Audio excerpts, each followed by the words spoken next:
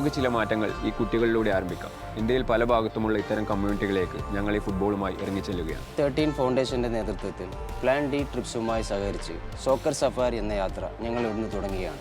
4 മാസം കൊണ്ട് ഇന്ത്യ മുഴുവൻ സഞ്ചരിച്ച് ഫുട്ബോളിലെ പല പ്രമുഖരെയും കണ്ട് കുട്ടികൾ ഈ ഫുട്ബോളിലൂടെ വളർന്നു വരേണ്ട ആവശ്യകതയെക്കുറിച്ച് സംസാരിച്ച് ഇന്ത്യയിൽ പലയിടത്തും ഇത്തരം സെന്ററുകൾ സ്ഥാപിച്ച് അവർക്ക് അവസരമൊരുക്കുക എന്ന വലിയ ലക്ഷ്യത്തോടെ ഞങ്ങൾ ഈ യാത്ര ആരംഭിക്കുകയാണ്.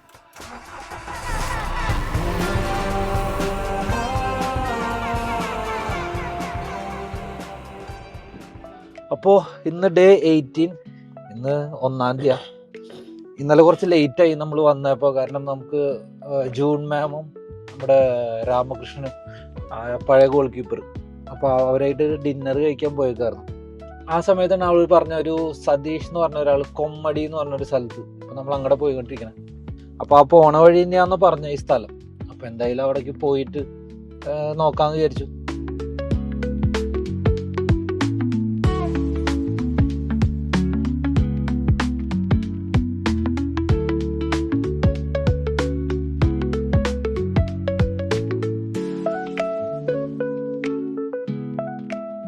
ആന്ധ്രയിൽ നമ്മൾ വിടുവാണ്. കഴിഞ്ഞ ഒരു 7 ദിവസത്തിൻ്റെ അടുത്തായി നമ്മൾ ആന്ധ്രയിൽ. നമ്മൾ പക്ഷേ ആന്ധ്രയിലെ ട്രൈബൽ മേഖലകളിൽ ഈ പറയുന്ന സാധനങ്ങളൊക്കെ കണ്ടത് വളരെ കുറവാണ്. കൂടുതലും കണ്ടത് ഈ പറയുന്ന വിശാഖപട്ടണത്തും നമ്മൾ ആന്ധ്രയിൽ നിന്ന് കൊരാപ്പൂട്ടിലേക്ക് പോകുന്ന വഴിക്ക് കൊമ്മാടി എന്ന് പറഞ്ഞുള്ള സ്ഥലത്തുമാണ് കണ്ടത്. ഈ പറയുന്ന സ്ഥലത്തൊക്കെ എന്താ നമ്മളെ ഒരു പ്രശ്നം എന്താണെന്ന് വെച്ചാൽ, കുട്ടികളുണ്ട് അല്ലെങ്കിൽ കളിക്കുന്നുണ്ട്, പക്ഷെ ഇതൊക്കെ ഓൾറെഡി പ്രൈവറ്റ് ആൾക്കാരുടെ കയ്യിലുള്ള സാധനങ്ങളാണ്.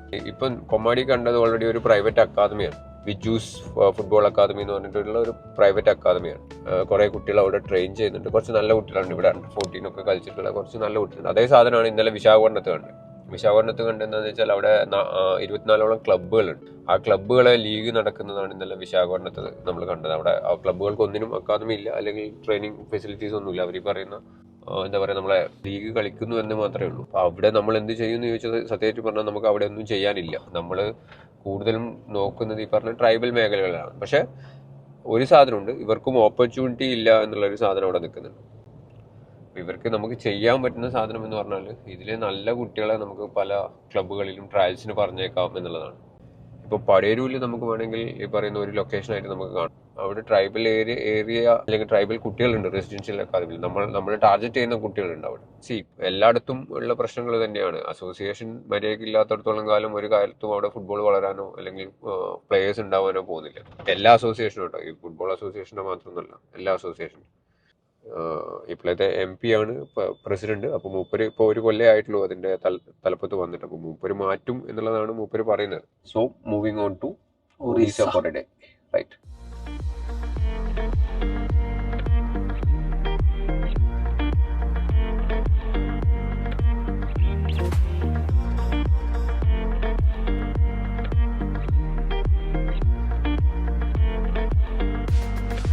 നമ്മളിപ്പോൾ കൊരാപ്പൂട്ട് എത്തി, ഒഡീസ.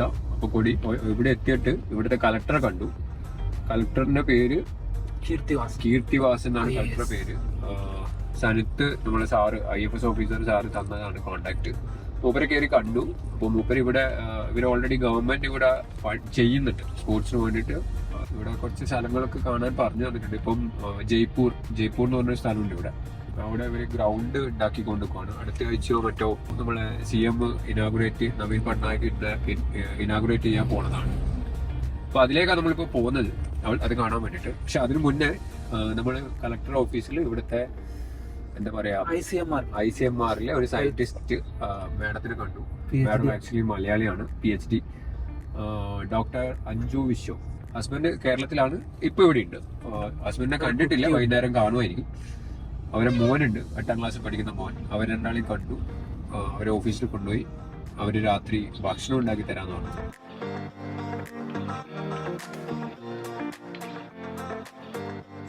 तो हम लोग केरला से आ रहा हूँ और इंटरनेशनल फुटबॉल प्लेयर है. हम लोग ट्राइबल लोगों के लिए अकादमी बनना चाहते हैं. അപ്പോൾ നമ്മൾ ജയ്പൂർ എത്തി. ഇവിടുത്തെ DSO ഡിസ്ട്രിക്ട് സ്പോർട്സ് ഓഫീസർ കണ്ടു. ആക്ച്വലി മൂപ്പർ ഇവിടെ വർക്കിൽ എന്ന് പറഞ്ഞാൽ അടുത്ത മാസം ഇനാഗുറേറ്റ് ചെയ്യാൻ പോകുന്ന ഗ്രൗണ്ട്, അതായത് ഫുട്ബോൾ ഗ്രൗണ്ട് ഉണ്ട്, സിന്തറ്റിക് ട്രാക്ക് ഉണ്ട്, ബാസ്കറ്റ്ബോൾ ഗ്രൗണ്ട് ഉണ്ട്, ടെന്നീസ് കോർട്ട് ഉണ്ട്, ജിംനാസ്റ്റിക് ഉണ്ട്, സ്വിമ്മിംഗ് പൂൾ ഉണ്ട്, പിന്നെ ഒരു ചെറിയ ഗാലറി ഉണ്ട്. ഇതിനൊക്കെ ഗവൺമെന്റിന്റെ ഇത് ഒഡീഷ ഗവൺമെന്റ് ഇവിടെ ചെയ്യുന്നതാണ്. അതല്ലാതെ എനിക്ക് തോന്നുന്നു ഇവര് കുറച്ചപ്പുറം ഒരു ഖേലോ ഇന്ത്യന്റെ ഒരു സെന്റർ കൂടിയിട്ട് കുറച്ച് ഈ കൊരാപ്പുട്ടി തന്നെ ചെയ്യാൻ പ്ലാൻ ചെയ്യുന്നുണ്ട്.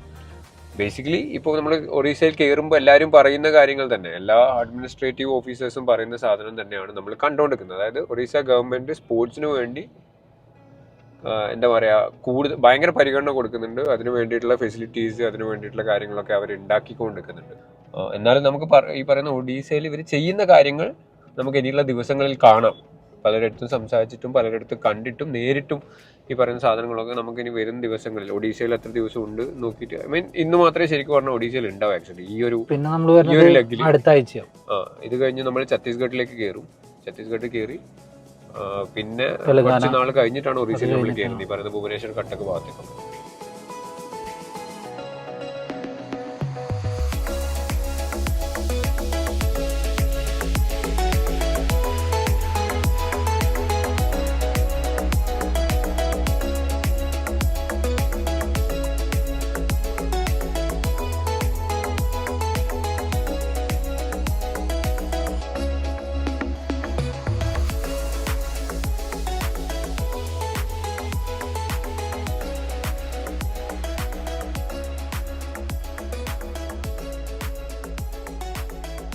അപ്പോൾ നമ്മളിപ്പോൾ ഉള്ളത് കൊരാപ്പൂട്ടിലാണ്.